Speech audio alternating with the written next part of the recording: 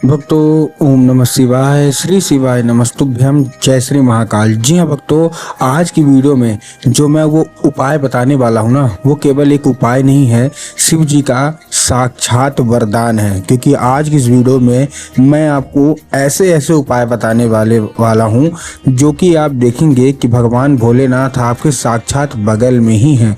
क्या करना है, कैसे करना है, मैं बताने वाला हूँ।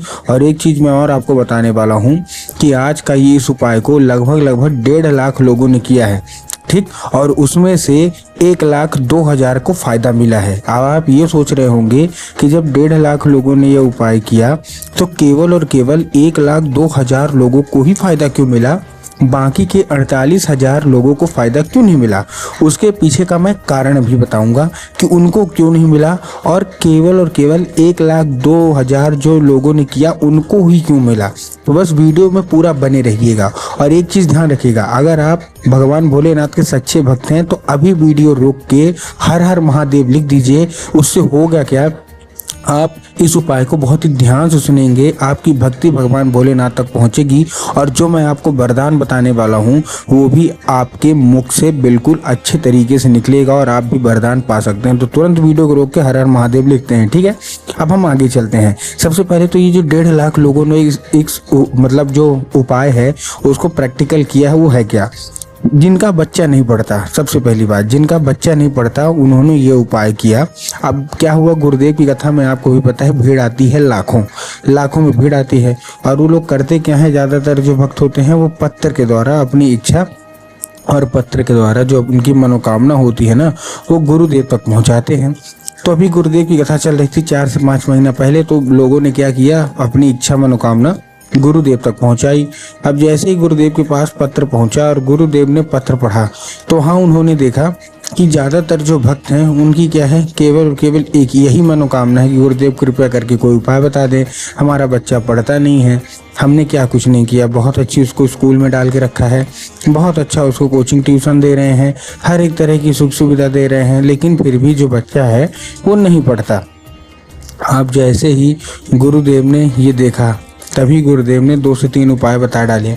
अब जैसे ही उपाय बताए तो लोगों ने जा के इस उपाय को किया, ठीक। और वही लोग 1 से 1.5 महीने के बाद गुरुदेव की कथा में वापस भी आए। अब जब वही लोग गुरुदेव की कथा में वापस आए, ठीक, तो उन्होंने क्या किया, फिर से एक बार गुरुदेव को पत्र लिखा। लेकिन ये वाला जो पत्र था ना, ये गुरुदेव को धन्यवाद के रूप में पत्र था कि गुरुदेव धन्य हो आपका, आपके द्वारा बताया गया उपाय हमने कर लिया है, हमारी सारी इच्छा सारी मनोकामना जो है वो भी पूरी हो गई है, आपका कोटि कोटि धन्यवाद। तो देखिए, जो लोग मेरी आवाज़ सुन रहे हैं ना, अगर आपको जानना है कि आखिर ऐसा कौन सा उपाय किया कि उनकी मनोकामना इच्छा पूरी हो गई, तो चलिए बताते हैं। लेकिन सबसे पहले मैं आपको उपाय के साथ साथ गलती भी बताता रहूँगा। जो हमारा पहला उपाय है उसमें गुरुदेव ने बताया था कि 3 काली तिल लेना है और साथ में 1 धतूरा लेना है। क्या लेना है? 3 काली तिल लेना है और साथ में 1 धतूरा लेना है।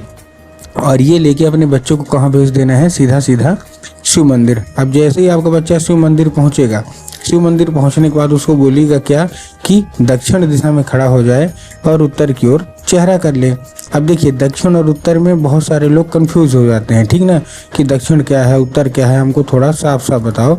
तभी गुरुदेव ने बताया था कि आप जिस भी शिव मंदिर जा रहे हैं ना, उस शिव मंदिर का जिधर साइड जलाधारी हो, आपको अपना चेहरा उधर साइड करके खड़े हो जाना, ठीक। खड़े हो गए, खड़े होने के बाद आपको एक नाम लेना है। कौन सा? महादेव का बहुत ही सुंदर सा नाम है, श्रम्भेश्वर महादेव। तो आपको करना क्या है, केवल और केवल श्रम्भेश्वर महादेव का नाम लेके और उन्हीं का स्मरण करके चुपचाप क्या कर देना है, अर्पित कर देना है बस। पूज्य गुरुदेव कहते हैं कि जो कोई भी व्यक्ति ये उपाय किया, अवश्य रूप से उसका जो बच्चा है वो पढ़ाई की ओर आकर्षित होता ही होता है। अब जिन लोगों ने ये उपाय अच्छे तरीके से किया, उनका तो मनोकामना जो है वो पूरा हुआ ही हुआ। लेकिन इसमें जानते हैं बहुत सारे लोगों ने गलती क्या कर दी, बहुत सारे लोगों ने गलती इसमें ये कर दी कि उन्होंने क्या किया कि श्रम्भेश्वर महादेव का नाम नहीं लिया, उन्होंने दूसरे महादेव का नाम ले लिया, जो कि गलती है। आपको इस उपाय में श्रम्भेश्वर महादेव का ही नाम लेना है। और यही एक गलती थी जिसके कारण उनका जो इच्छा था, मनोकामना था, वो पूरी नहीं हुई और उनका जो बच्चा था वो पढ़ाई की ओर आकर्षित नहीं हो रहा था, ठीक है ना, यही था। अब एक दूसरा उपाय भी गुरुदेव ने बताया, अगर आप लोगों ने इनका नहीं सुना तो ये उपाय ध्यान से अवश्य रूप से सुन लीजिए। अब इस उपाय में गुरुदेव ने बताया कि आपको एक लाल फूल चाहिए और लाल फूल के साथ साथ आपके घर में माता सरस्वती की फोटो या मूर्ति होना अति अनिवार्य है। अगर आपके घर में माता सरस्वती की फोटो या मूर्ति है तब तो अच्छी बात है, लेकिन अगर आपके घर में माता सरस्वती की फोटो या मूर्ति नहीं है तो आपको क्या करना है, बाजार जाना है, माता सरस्वती की फोटो या मूर्ति लाना है और घर में क्या करना है, स्थान दे देना है। ठीक, दे दिया स्थान देने के बाद आपको करना क्या है, शाम के वक्त में जैसे ही आपके घर में पूजा पाठ हो तो आपको जो लाल फूल है वो उठाना है और माता को क्या करना है, माता सरस्वती को अर्पित करना है और माता से उसको औषधि के रूप में मांगना है। ठीक, अब वो क्या हो जाएगा, अब वो औषधि के रूप ले लेगा। अब आपको करना क्या है, उसी रात जब आपका बच्चा अच्छे तरीके से खाना पीना खा के सो जाए तो आपको करना क्या है, केवल और केवल वो लाल फूल उठाना है और अपने बच्चे के माथे पे 2 से 3 बार आपको क्या कर देना है, फेर देना है। पूज्य गुरुदेव कहते हैं कि अगर आपने ऐसा किया तो अवश्य रूप से इच्छा मनोकामना जो है वो पूरी होगी ही होगी।